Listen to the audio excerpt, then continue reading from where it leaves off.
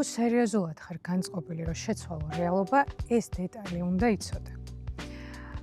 გიფიქრია რატო ხდება, რომ თითქოს როცა უკვე დაამთავრე შენში მავნეჩვევა, ის ცოტახანში ბევრად უფრო ძლიერად გიტევს უკან. თითქოს 1-2 დღე პროგრესი მარტივია, თუმცა რაღაც მომენტში ტვინი გიფეთქდება. თავიდან ეს მავნეჩვევა გახსენდება, მერე ბრაზი, შფოთვა, ძლიერი აგრესია მოდის, მომენტალური სევდაც კი. თითქოს მთელი ემოციური ბომბები მოემართება შენკენ იმისთვის, რომ ეს მავნეჩვევა უკან დაიბრუნო.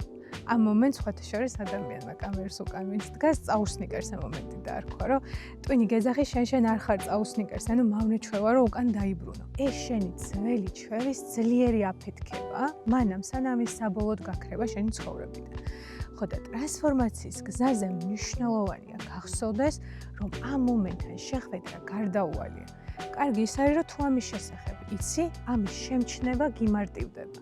და თუ შეამჩნევ და სახელს დაარქმევ, მისი ინტენსივობა საკმაოდ მსუბუქდება. ეს იმიტომ არ გემართება, რომ სუსტი ხარ. ეს აბსოლუტურად ნორმალური ტვინის რეაქცია, მანამ სანამ საბოლოოდ გააქრობს საკუთარი თავიდან ამ ქცევას. მე ვიცი, რომ ესეთ დროს რთულია კონცენტრირდეს სუნთქვაზე, ამ ფეხით გაისეირნო, ან ჩანაწერები გააკეთო.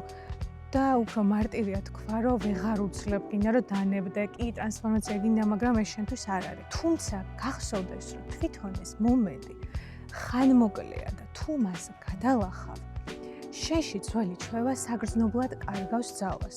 თვითონ ფაქტიც კი, რომ ის თავს გახსენებს და შენთან დაბრუნება უნდა, იმის მანიშნებელია, რომ ტრანსფორმაციის გზაზე სწორად დგახარ. აი ახლა არის მისი დამარცხების და გაქრობის გარდამტეხი მომენტი და თუ ამას გადალახავ, ახლოს იქნება დღე, როცა საბოლოოდ განთავისუფლდება.